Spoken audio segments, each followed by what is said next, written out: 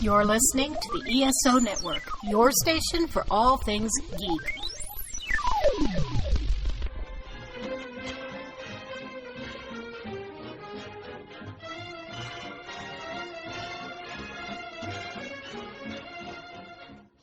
Hello, world, and welcome to Tales from Hollywoodland, a veritable feast of movies, Broadway, showbiz stories, news and gossip with Julian Schlossberg, Arthur E. Friedman, and Stephen J. Rubin.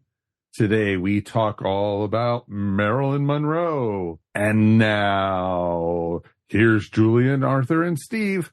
You know, guys, sometimes I think about stars I would have liked to have met in real life. And there's such a kaleidoscope of people, but I would say in my top 5 people I would like to have met but never did would have been Marilyn Monroe. But Julian has never met her. I've never met her. Mike's never met her.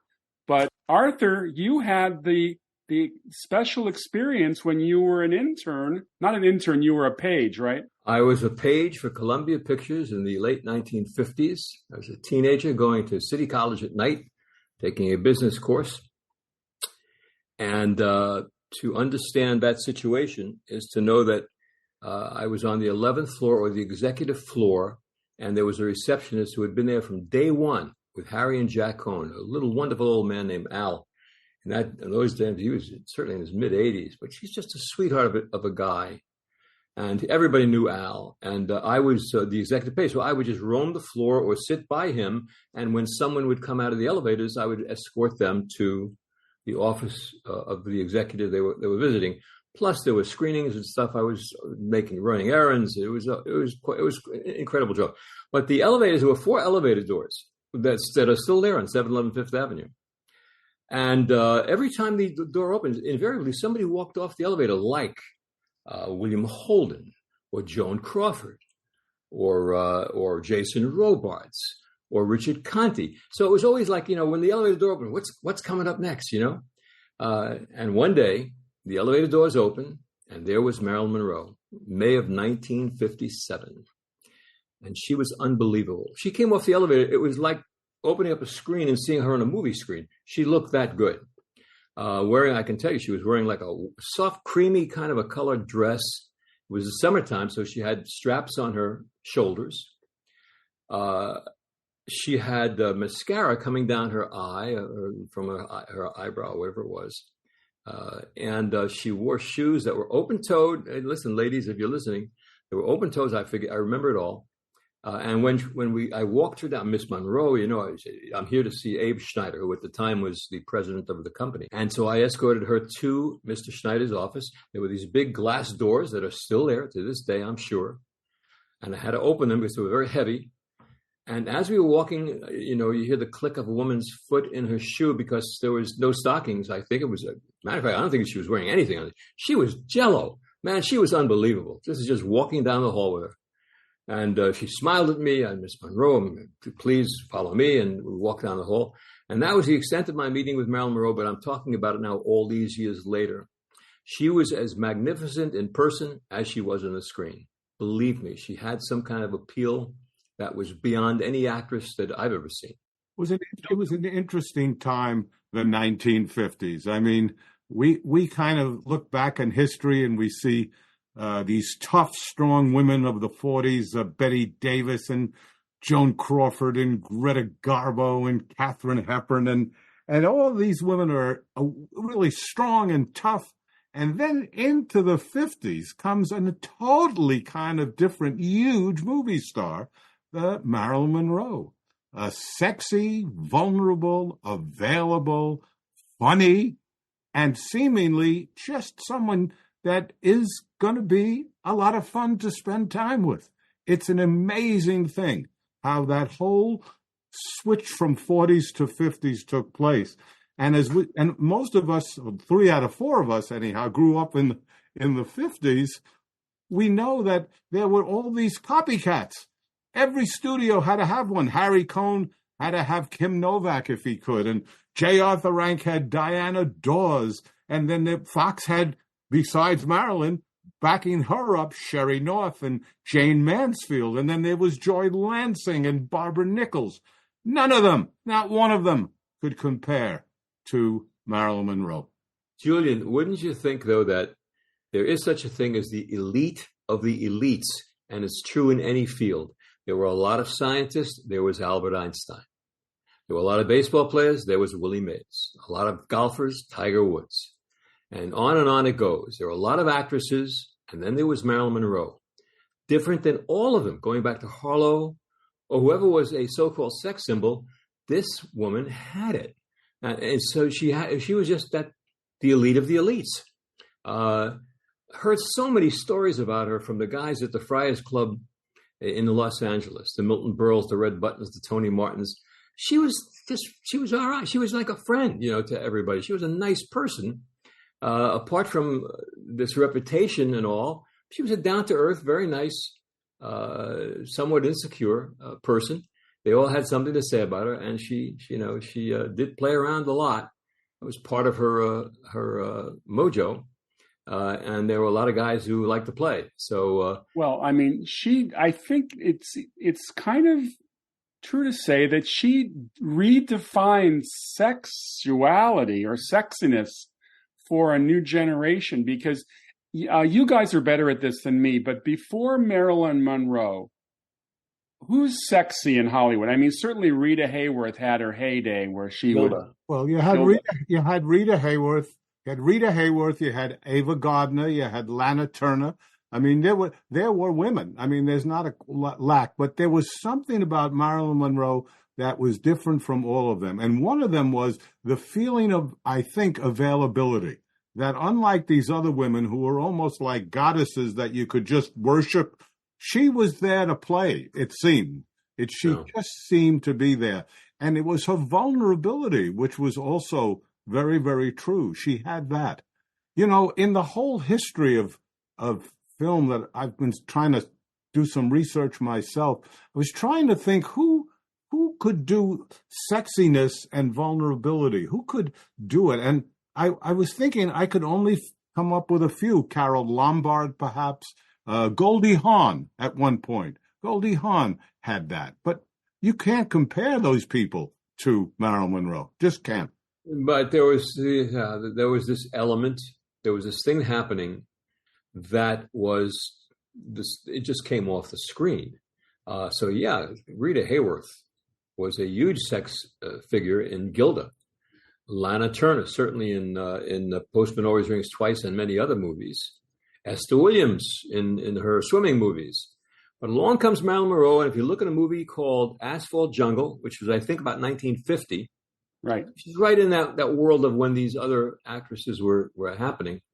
In 2 minutes, she was, you could look at her on the screen and want to say, I think I'm getting excited. She just had that certain thing. Her first moment is she's kind of sleeping in a large chair in what's his name's apartment on the beach. You remember his name, Arthur? What was the movie? The Asphalt Jungle. I'm talking about Louis Calhern. Louis Calhern has a beach house, and he's conveniently deposited Angela, played by Marilyn Monroe, in that house. And we first meet her in her chair, just waking up from a nap. And Julian hit the note perfectly. She had a vulnerability about her. I mean, she wasn't dressed sexily at times. She was basically, just in regular clothes, but she just projected a vulnerability. And, it's interesting. We mentioned Rita Hayworth, and we mentioned some of the other actresses. The World War II pinups, and I know that Rita was a big World War II pinup, as was Betty Grable, and there were so many others. And it's interesting that Marilyn Monroe basically started her career as a pinup. Her first assignments in Hollywood were as a model, and she got I think she was working at a radio plane factory in Van Nuys. And she was part of the Rosie the Riveter generation, women working in industry and helping the war effort. And somebody got a hold of her to make a photograph of her, and talk about a woman who just jumped out at that camera lens. And we have an old friend of mine who passed away some years ago in his 90s. He had one of those calendars with a nude Marilyn Monroe, where she's on the side. We've all seen it. And he gifted that to me in his will. So I have that calendar somewhere in my closet. But I understand I can get $500 for it. Not that I would take it, but it's one of the originals of her. And she was just something that was different. But I must tell you that anybody I knew who met her amongst these people from the Friars Club or anywhere else always said she was as nice as could possibly be, as she appeared to me in the 3 minutes that I spent with her. She was just nice. Well, she was a regular human being. And I think the problem is that she has been the source of so much mythologizing, or however you say that. She's such a part of Hollywood's fabric. She and James Dean, they're two icons that have, they died very young, and they continue to fascinate people. I did not like the movie that was recently made with Ana de Armas.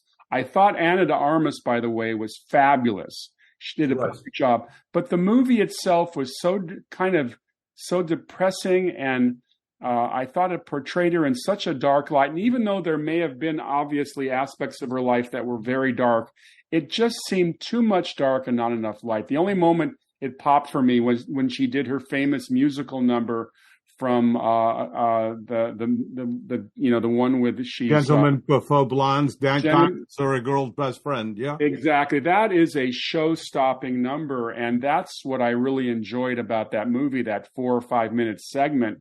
How about we're having a heat wave in no business like show business? Oh, yeah. I mean, she just palpitated with charisma and sexuality. I want to just cut to the chase for a second. Every man wanted to sleep with Marilyn Monroe. And from what I understand, many of them did. She was happy to make love with you if she thought it would make you happy and feel good. If she liked you, she had to like you. This is what I hear. I'm hearing this from people like Milton Berle, Eddie Fisher, Tony Martin, Red Buttons, some lawyers who hung out. Marilyn was just a sweetheart. And she loved to play. And she loved to make you happy. So she did sleep with guys. She was flirtatious by just standing there. Well, she didn't have to flirt with anybody. One of the myths that seem to perpetuate throughout people studying movie is that she was a dumb blonde. She was so far from a dumb blonde that you couldn't believe. Now, I was fortunate enough to spend time with a bunch of people over the years who knew her very well, starting with Elia Kazan, the director. It was through Elia Kazan that she met Arthur Miller. In fact, it was he had been having an affair with her, and he was going to take her to a very famous producer's party named Charlie Feldman, big producer, agent, and he couldn't that night. And he called Arthur Miller and asked him to pick her up, and he would join them later. And that's how she met. That's how Arthur met her. But she was. Eli Wallach told me that when we got to know her for the Actors Studio, she had come back to see him in Tea House of the August Moon, and he was having contract difficulties. And he told me she sat down with him, took out these little glasses, went over his contract, gave him points. He really, what he should do. She was quite intelligent. And certainly, people say, look what Madonna did with her career. Marilyn Monroe made her career. She's the one who made her career. I would also say, yes, she made her career, but she was a product of the studio system at a time when the studio really paid attention to their actors and they created stars. I think that Zanuck at first, according to the story goes, Zanuck wasn't sure about her at all.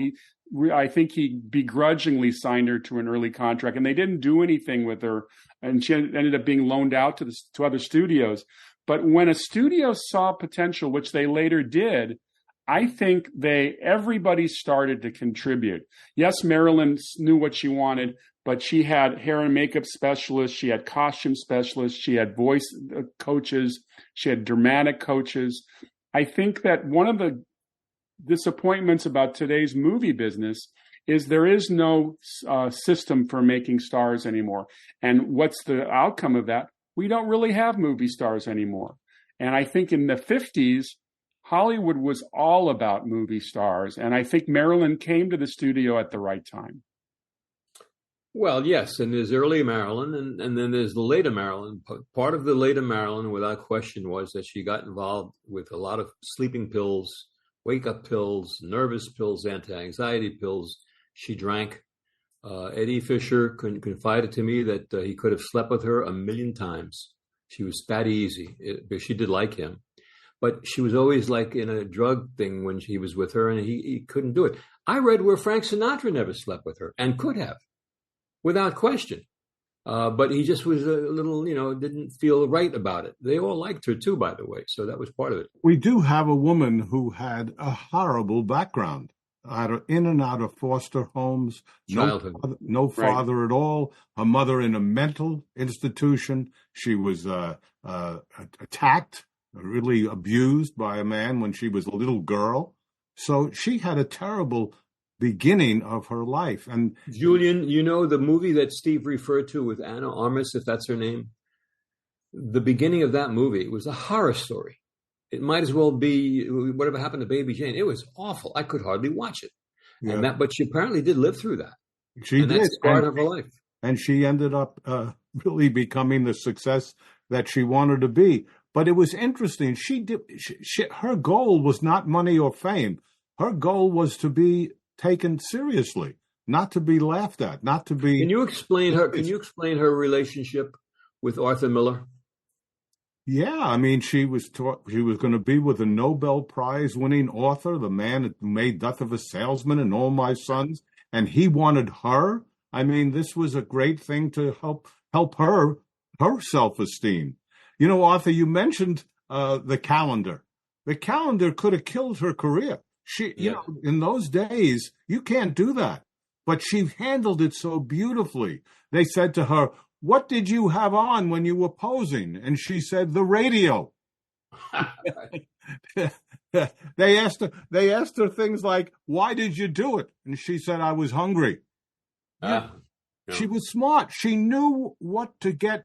She knew how to get the public behind her. Not to think that she was a slut or whatever, but someone who had a great sense of humor.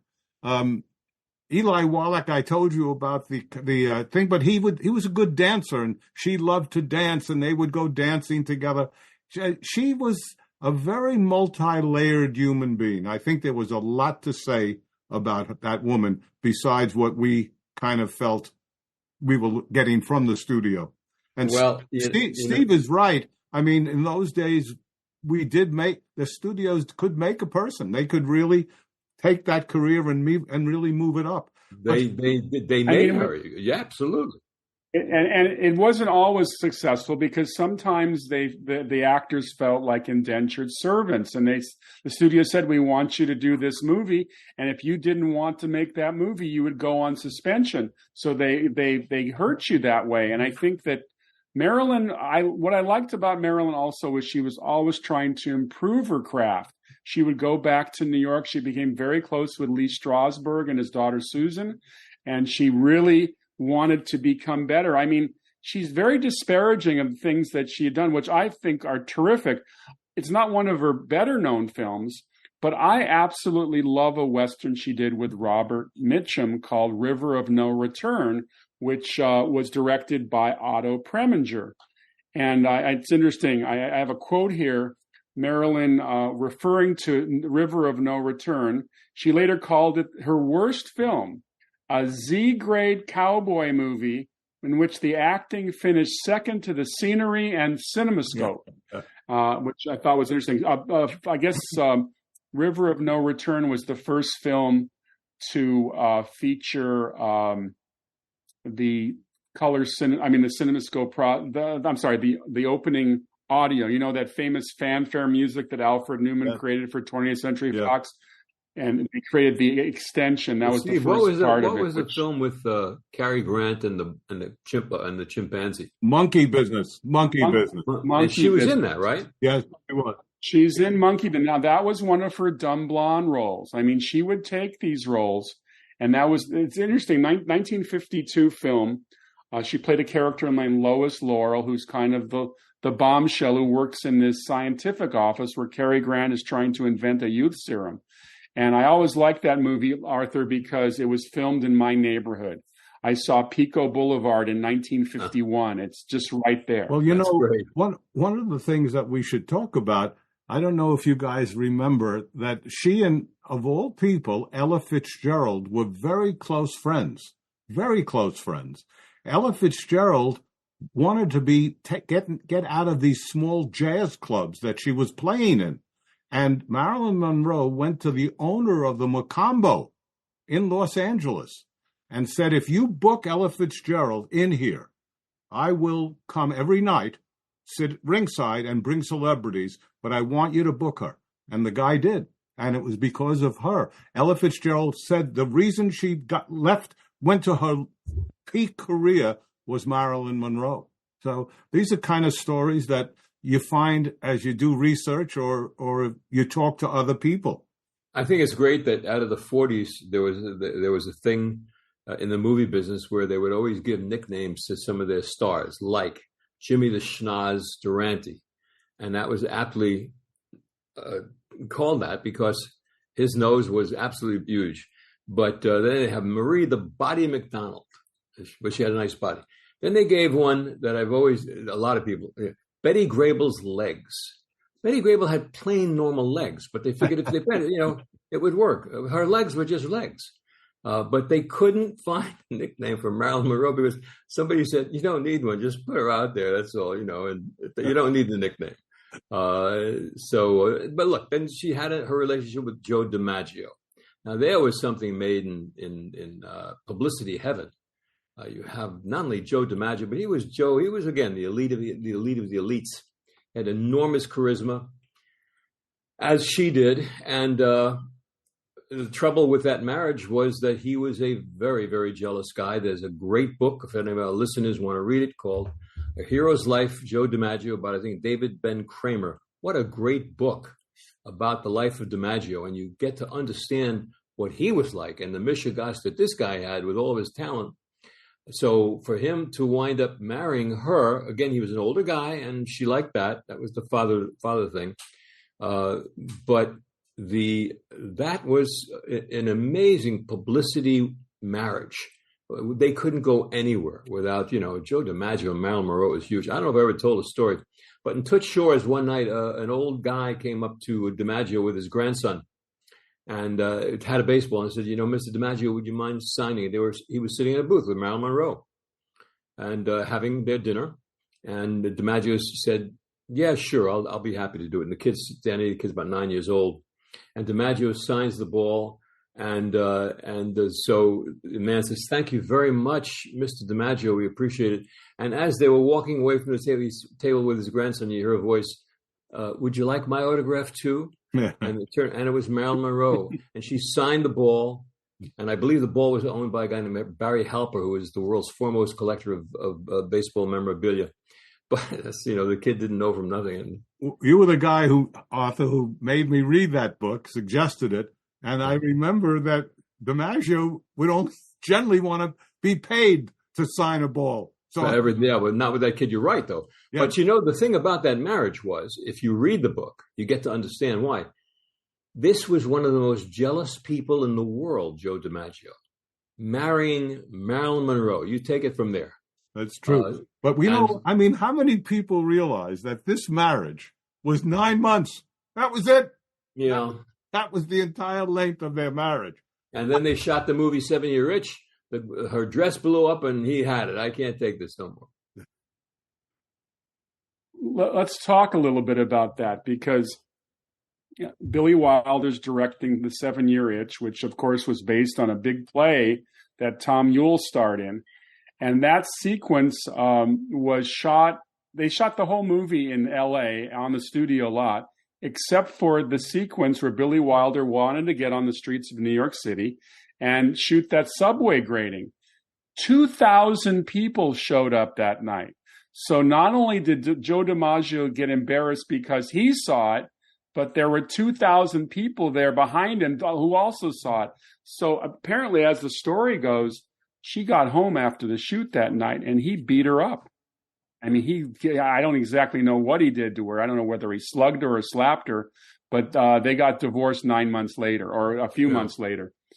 And but that sequence of, I'm not quite sure where it is. There is a giant statue of that dress blowing up. I'm not sure if it's in Las Vegas or somewhere. But Steve, I think they ultimately shot it in Hollywood, though. I don't think they did. Well, what happened was Wilder said that the sound was so bad on the streets, although that doesn't mean they couldn't have redubbed it. But yes, they came back and shot that same sequence on a street and on the studio lot. So that sequence we're seeing in the movie, it doesn't even take place in New York, or it wasn't even shot in New York. But Marilyn caused all sorts of Steve, attention. It was, though. It was shot in New York initially. Yes, no, that's what I said. It was shot but Billy didn't like the sound. So he came back and they reshot it on the Fox lot. The DiMaggio whole incident, the short marriage, they did, after Arthur Miller and she split, they did get together as friends again. And as you guys know, maybe the listeners do not, for many, many years after, Joe DiMaggio, 3 times a week, sent roses to her gravesite. Have you been there? I've been there. See, I bet you Steve's been there. Julian's right behind the AFCO Theater on Wilshire Boulevard. In Westwood. Oh, yeah, I've been there many times. She's in a vault. She's not in the ground. She's in a vault. And that is her final resting place. I mean, she lived not far from me in Brentwood. She lived on one of the Helena Drives right off of San Vicente. And there's a great deal of mystery about her death. I mean, the basic reason is she died from an overdose of barbiturates. But there are various, of course, like anything, there are various conspiracy theories because she was involved with both of the Kennedy brothers. And Peter Lawford. And Peter Lawford, who introduced the busboy down the road. But that was who she was. I'm telling you, the reputation was what the reputation was. Marilyn liked to have fun, liked to make you feel happy. That was her way of saying, I need love, and that she would sleep with you if she liked you. Wish I could have been there, but you know.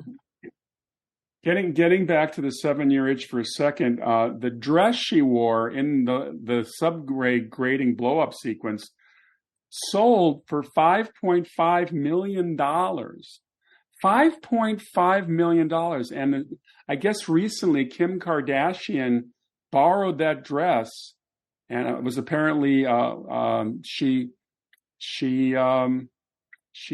wore that for one night. I'd like to know the person who bought that dress for $5.5 million. Could it have been Eli Musk? Who knows? What was her breakthrough movie, Steve? What made her a superstar? Well, I think that she started to do those musicals, like we were talking earlier about How to Marry... Gentlemen Prefer Blondes and How to Marry a Millionaire. Gentlemen and Marry a Millionaire. Gentlemen Prefer... Those really catapulted her because, she got on the radar with The Asphalt Jungle, and she got on the radar with All About Eve in 1950. Both of those were little minor she was great in that, parts. Both great. And then she got the contract at Fox. This is the second time around. And she started to make we have to mention Niagara, because Niagara was the really first big one, I think. I remember the ad. They had her lying on the top of the falls. They had superimposed her on top of Niagara Falls. And that was quite something. But, Steve had mentioned her years at Fox, but we also have to mention that she stood up to the studio and said, I'm not doing these films anymore. I don't want to do this kind of stuff. I'm out of here. I'm going to New York. Oh, we're going to sue you. You can't do it. And she said, you're done. Now, she was probably the highest grossing person they had. According to the web, if we can believe it, $200 million were the amount of movies, how much they were making with her over her career. They claim that's $2 billion today. That's what it's big. Today, exactly. I think that one of her issues was they were still paying her the same salary they paid her in 1950 when she did Walk-Ons. That's exactly right. So, so what she did was she said, "I'm out," and she got more creative control and much more money, and she went back. And that's how it. Now, very few people would have the nerve or guts to do something like that, but she did it. Betty Davis is the only other one that I know that stood up to Jack Warner. Very few actors or actresses would dare take on a studio, and she did it. Yeah. And she actually started her own production company, which never gets talked about. Marilyn Monroe Productions. MM. And I think one of the few films she did on her own was the one that didn't do very well, where she starred opposite Laurence Olivier in The Prince and the Showgirl. Yeah. That didn't work quite well. But to answer your question, Arthur, I think the movie that really just catapulted her to the next level was The 7-Year Itch. I think that really was a huge hit. That was in before 57. Gentlemen Before Blondes? No, I think Gentlemen Before Blondes was before that. I think The 7-Year Itch really cemented her as a major actor. Very interesting thing about Marilyn Monroe's career is that it's crazy, but there's an analogy to a great singer named Tony Bennett. Tony Bennett had a hit record in the late 1940s. I think it was Because of You. He made these other hits, Rags to Riches, and they were always hits, but they were never huge hits. They were hits. 1962, 14 years after he starts, he makes a breakthrough record called I Left My Heart in San Francisco. And now he's Tony Bennett in a whole different caliber. So after all those years being successful, boom, here comes this thing. Marilyn Monroe does all these movies between the late 40s and the 50s, and along comes Some Like It Hot. That was 1959. So by then she's a star. She's certainly big. I mean, she's Marilyn Monroe. But here comes the best thing she ever did in 1959, only 3 years away from when she passed away, So Sugar Cane, one of her was great she ever characters. Better? Was she ever better?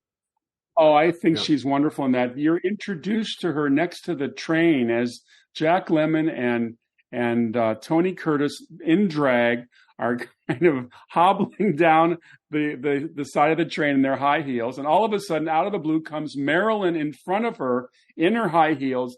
And that tuchus is just on springs. And the way Jack Lemmon looks at her rear, it's one of the classic sight gags of all time. I mean, he's amazed at her. And there's something about the way Marilyn, not only the way she looked, but the way she used her physicality, just the way she just draped herself in any situation. She knew what she had. She had the whole 9 yards. She had the whole 9 yards, exactly. And the camera loved her. And I think one of the problems that began to develop, yes, she was headstrong, but she also started to be a little lackadaisical with her showing up late to the set, which drove a lot of. But a lot of that was the pills. She got wedded to these pills. Right. She suffered from anxiety, and she was very shy apparently. And I'm reminded of the movie that was released 10 years later, Valley of the Dolls, because in a way, Marilyn Monroe could have been one of those girls in Valley of the Dolls, worshiping the pills to get her out of bed or get her into bed to get to sleep. MGM did that with Judy Garland too. Uppers, downers, relaxing as a kid, late teens and stuff. One of the films that she did dramatic, it was not a comic role, was Bus Stop. Bus Stop was not only a very well-made movie by Josh Logan, it starred Marilyn, and the co-star was an unknown movie actor named Don Murray. He had made a name for himself on the New York stage, but he was now in his first movie. She was very kind to him, and he told me a few stories. The most interesting one was one that Renee Taylor told on our show a few weeks ago, which was that Marilyn, when she got nervous, would break out into rashes. And he had a scene with her in bed where she was nude, And when he went in to do the scene, she had come in beautiful and gorgeous, and now she was just filled with all these rashes all over. She obviously was highly nervous, very, very high-strung, and nervous about acting, even though she could do it. But I guess she didn't have that feeling. They said that when she arrived at that JFK birthday party where she sang him happy birthday, I think he was already president by then, that the dress was designed, and I may have confused, by the way, the dress. I'm not sure if the dress was for the auction was from 7 Year Itch or it was the Happy Birthday Mr. President dress. But apparently when she walked out, everybody thought she was nude because it was like a type of dress which was very, very almost like it looked like skin on her. That was the point of the dress. That was the point of the dress, exactly. That was 2 points of the dress. And Jackie Kennedy would not go to that affair. She knew what was going on, and she knew a lot of what was going on. But that clearly was, they did have an affair, and she did have an affair with Bobby Kennedy after that. Wow, what can you say? How do you think that was portrayed in that movie, Steve and Julian, in the Anna Armas movie, the JFK thing? I thought it was just terrible. The way she goes into JFK's hotel room and services him was so degrading. How about the way the Secret Service treated her, though? They dragged her down the hall. My God. Oh, I mean, it was degrading to her, but it was also degrading to the audience. I found myself needing to take a shower after watching that sequence. There's something, there's certainly the poetic license of filmmakers to do what they want in biopics. But I'll tell you, this also applied to the Judy Garland biopic from a couple of years ago, which depicted her last days in London, etc., where they forgot what made Judy Garland a star, and they just showed the dark side of her. And I don't think that's right. I think, yes, it's a realistic biography, but if you're going to do a biography film on Judy Garland, let's see Judy Garland, what made her a star, even if you do it in flashbacks. And there was very little of that in that biography. Marilyn had great aspirations. Susan Strasberg told me that she wanted to do Anna Christie. She was studying to play Anna Christie. She wanted to do Rain, the Somerset Maugham piece that also was called, what Joan Crawford did, but then it was remade with the second time around, and with Rita Hayworth as Miss Sadie Thompson. But she also wanted to do, besides Rain and Anna Christie, Truman Capote wanted her for Holly Golightly. And it was Paula Strasberg, who was her acting coach, Lee's wife, who put the kibosh on it and said, don't do it. Do not do it. Really? I heard it was because the studio was afraid of the fact that she wasn't showing up on time and could raise production costs. But you're saying Paula did it? Well, I think it's real simple because there wasn't a movie that she made that she was on time. There wasn't a film. Yeah, but again, that had more to do not with her attitude as much as it did with the kind of medicine and stuff she was on. It screwed her up a lot. It's a funny thing in those days when I was working at Columbia Pictures, Kim Novak would come up a lot to that executive floor, and she would, be with the casting director or whatever. She had friends there, and she was terrific. I mean, Kim Novak was beautiful and very broad-shouldered, and she was a movie star. But the moment that Marilyn Monroe walked off that elevator, in 3 seconds, she was better than Kim Novak. It's the old, Giants are Dodgers, Yankees are Red Sox. Marilyn Monroe is... Kim kind of had a quiet, smoldering very quality. Nice person, by the way. Very nice person. But there's nothing quiet about Marilyn Monroe's sexuality. I mean, I'll go back to River of No Return. I mean, she's basically playing a bar floozy, and yet she has these charming moments with that young actor Tommy Rettig, who plays Robert Mitchum's son. And she's playing her guitar, and Marilyn studied very carefully to do the guitar chords. And unlike a lot of movies where they bring in a singer to do the voice, that's Marilyn Monroe's voice. And she has a charm about it. We have to also think that maybe she would have sang Moon River. Well, it's funny. I could have easily seen her in that role. It would have been a great role for her.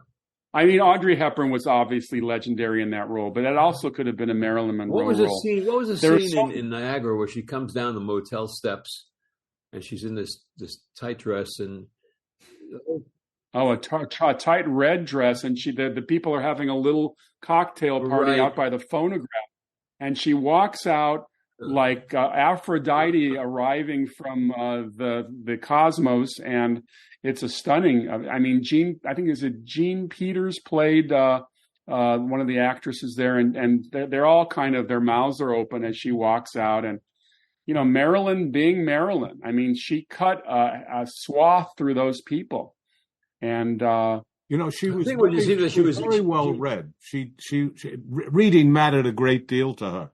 And she wanted to play Grushenka in The Brothers Karamazov. And they at Fox, they just laughed at her, said, forget it. And she had a great line. She said, no, it's 19th century Fox, not 20th century.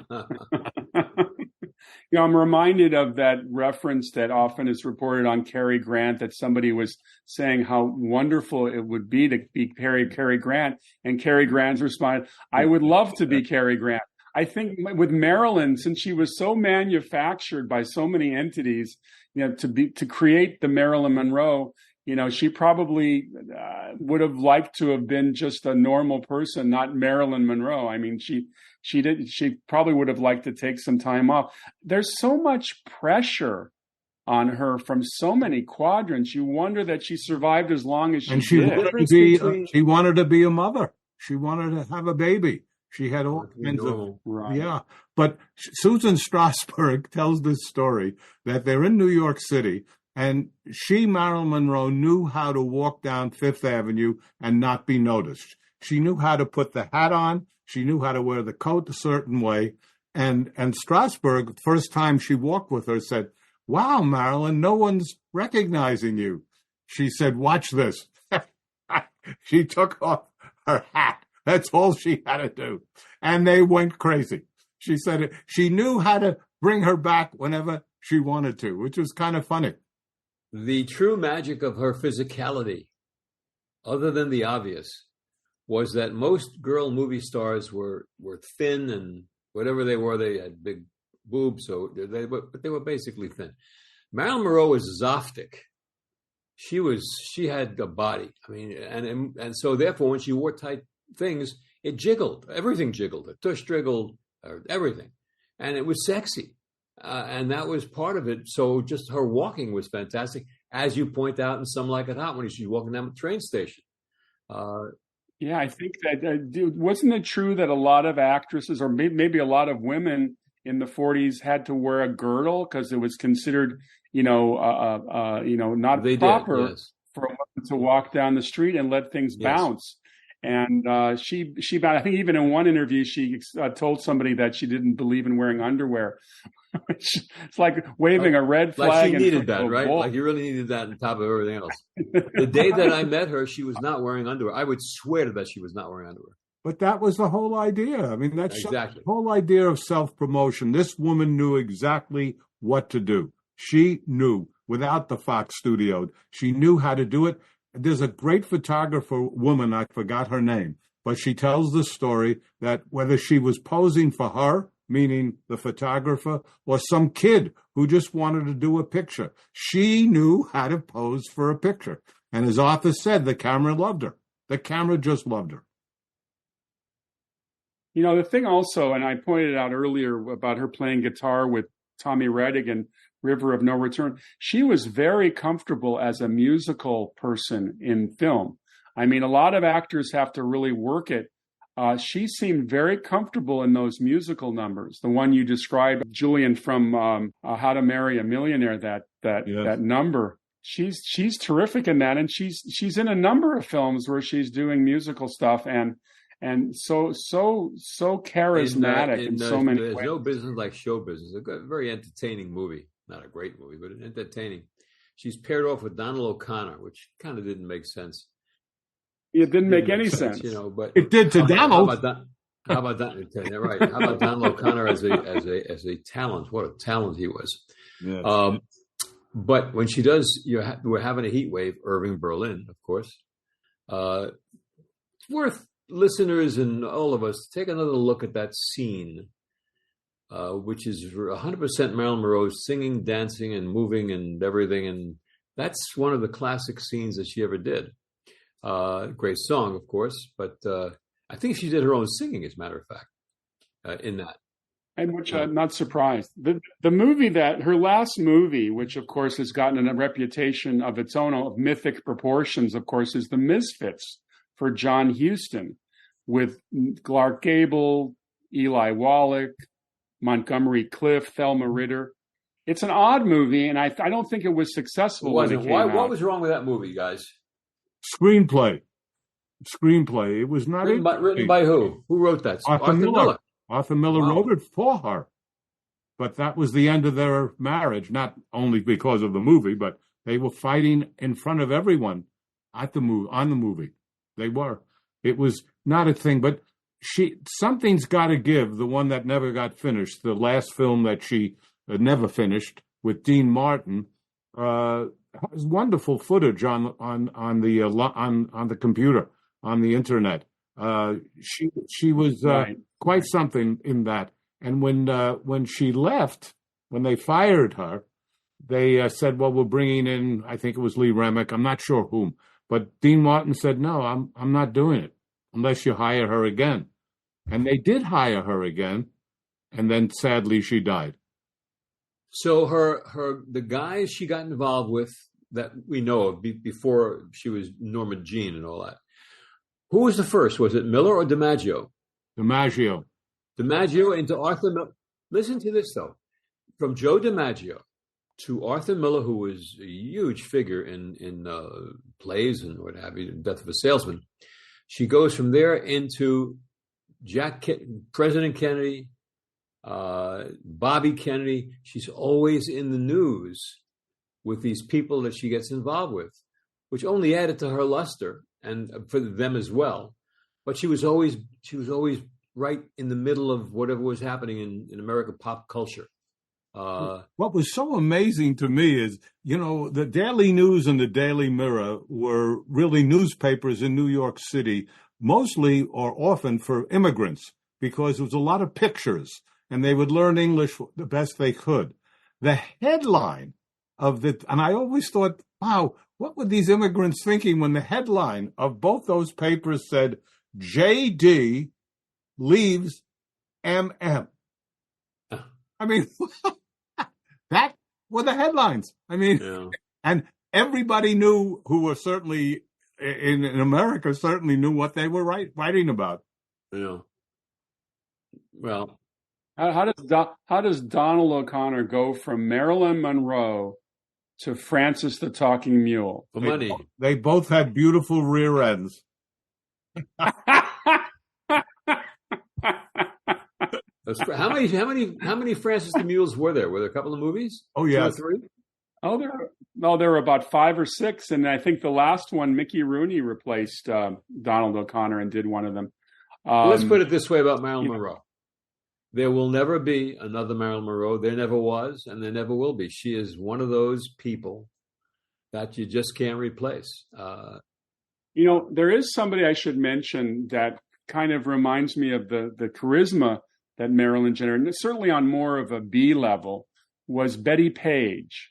If you look back at a lot of the pinups, a lot of the B magazines, pictorials, Betty Page has also developed kind of a mythos about her. But you're right, Marilyn was so iconic. By the way, and I think you both know this, that when Hugh Hefner created Playboy magazine, the very first cover was Marilyn Monroe, and the calendar, and the calendar was within, and the calendar. Let's just say this quickly: she wasn't dumb, she wasn't fragile, and she could act. And she was not only very sexy, obviously, but she loved sex. And that's great. Good for her. She played. That was what she did. And I've always said, Eddie Fisher once said to me, she would have liked you because you would have made her laugh. Oh, God, I'm so sorry to hear that. I would have been easy. Are you kidding? And by the way, any guy that she did like had to be very easy for her to say, let's have some fun. Okay, I think that'll be a good idea. What's your favorite film of hers? Something Like Arthur? It Hot. Yeah, she was fantastic. It's the scenes that she, I mean, in terms of the sexy scenes that she played in all of her movies, I think the pinnacle was when she's on that yacht with Tony Curtis. That dress seems to be about to fall off. I mean, she's in that dress and out of it at the same time, all over Tony Curtis. If you ever wanted to be an actor in a scene, that probably would have been it. That scene is classic. It's one of the great scenes of all time. Just think of the concept of it. There's nothing happening. I did it with a Cary Grant accent, and I can't seem to find my way through it. And she kisses, well, let me try this. Not quite, and then the leg goes up. Billy Wilder. I mean, that had a lot to do with him too. But what a scene that was. She kept kissing him. I think The 7-Year Itch, while not a great movie by any means, made all of us feel, if Tom Ewell can get it, I mean, maybe we got a shot. But the idea of Tony Curtis, we can't compete with Tony Curtis. But it was the average guys. It was the average guy or any guy's wet dream. It was the wet dream scene. You know who Billy wanted for the Tom Ewell Walter part? Matthau. Walter Matthau, but the studio wouldn't go for it because he was an unknown at that time. And Tom Ewell had done the play. And he was so good. Billy loves narration, and just the narration at the beginning of that movie is so great to set it all up. And I often think about if you were going to remake the 7-Year Itch today, there are a number of actors who could have played the Tom Ewell role, but who plays Marilyn Monroe today? I mean, it's an interesting question. And there was dead silence because we all knew there's no one that could play Marilyn Monroe. No one. Julian, do you have a favorite movie of hers? I was so fascinated by her in Bus Stop. I didn't love any of her movies. I just loved her. But Bus Stop, I couldn't believe that she could do the acting she did. I thought she was terrific in that. Julian Schlossberg for $10 million. Uh-oh. What was the theme song from the movie The Bus Stop, and who wrote it? Who sang it? I have just lost, once again, $10 million. It was a great song. They played it throughout the film. It was done by the Four Lads. And I know it wasn't. Lyrics, it can't be Standing on the Corner. No. It was if you don't da da da da da dum ba dum bum bum bum ba da bum da da da da da da da da da dum. Whatever it was called, the Four Lads hit, and it was a hit. Well, it sounds like it was called da da da da dum. I don't know the lyrics, but if you look it up, you'll find out what the name of the song is. But it was great. It blended with the movie perfectly. Only in the 1950s can you have a musical group called the Four Lads. The Four Aces, and they were all fours. Yeah. Oh, the Letterman, the Four Lads. Oh, yes, absolutely. And was it the Five Coins? Was it the Five Coins? Well, I'm going to go on the record and tell you that my favorite, as I've mentioned already 4 times today, is River of No Return. It's not the greatest Western ever made. It's not even close. But the charisma between Marilyn and Robert Mitchum's character as they're running these rapids is just so much fun. It's funny because nobody liked Otto Preminger, and it was an odd choice to direct a Western because Otto wasn't known for directing Westerns. He did film noirs and comedies, and but he directed it and does a very, very good job. Well, what they loved about Otto was, as the producer, he always came in on budget or under, and Fox used him a lot at his early part of his career, and then he formed his own company too. Right. Let's not leave out, though, this little thing she did, like you stated earlier, in Asphalt Jungle. She was in that movie for 3-4 minutes, maybe. But wow. Listen, she's even in All About Eve, when George Sanders tells us that she went to the Copacabana School of Acting. She has one interesting moment in Asphalt Jungle where the detectives have arrived to arrest Emmerich, the Louis Calhern character, and they knock on her door. And they knock and knock, and finally she answers it and looks at him very sternly and says, "What do you want, you big banana head?" Yes, actually, they could have called that "Don't bother to knock." Just curious, guys. If you had to make a top 10 list of your favorite movies of all time, would All About Eve be in there? Not for me. It would be for not me. Even close. In my top 10. That's how great that was. Really? Yeah. Julian? It would probably be certainly in the top group that I made. I may have trouble with just 10, but what a great movie. All About Eve has one of the greatest screenplays ever written because Joe Mankiewicz knew how to write. Oh, he won the Oscar that year for writing. He won the Oscar that year for directing, and I believe that won the Best Picture that year for and beat out Billy Wilder's entry, which was Sunset Boulevard. Yeah, Steve. I'm just curious, Steve, if you had a top 10, what would be a movie that's in there that we would not really say, wow, it's just subjective to you? What would it be? Wow, that's a tough question because most of the movies in my top 10 would be fairly familiar movies.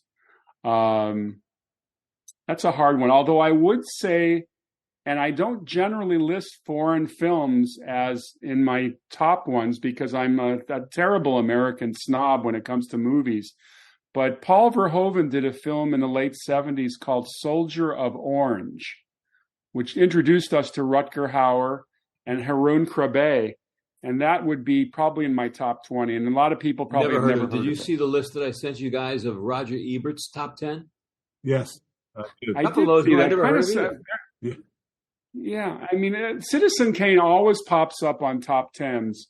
And I have to say, I finally watched it all the way through just 2 years ago. I'd always seen bits and pieces of it.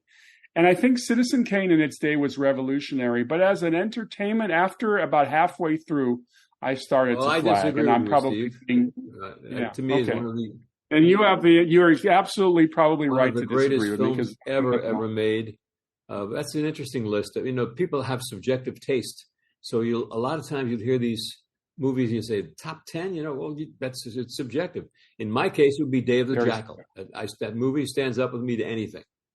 I think that there's a great foreign movie when Steve brought up foreign film called Les Enfants du Paradis, The Children of Paradise. Is one of the most extraordinary movies ever made. And that would be certainly in my top 10. Who mentioned Gates of Heaven?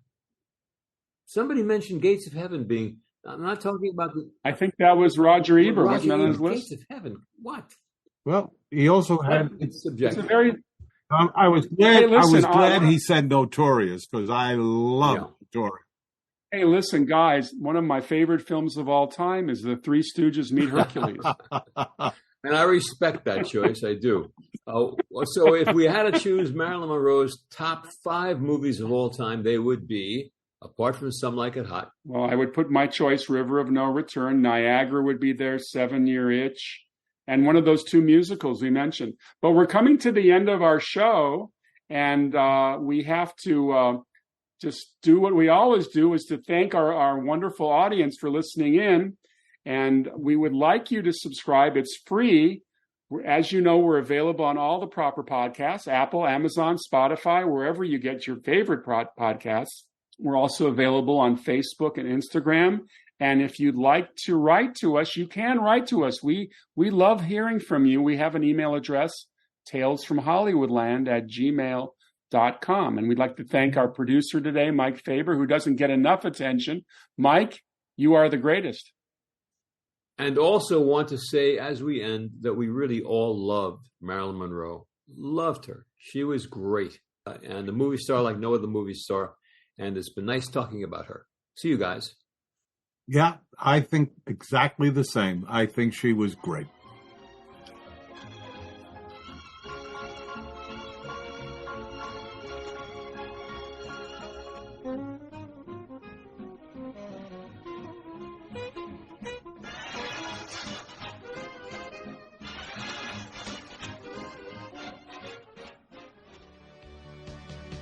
Attention, people of Earth! Looking for a way to kill half an hour every week?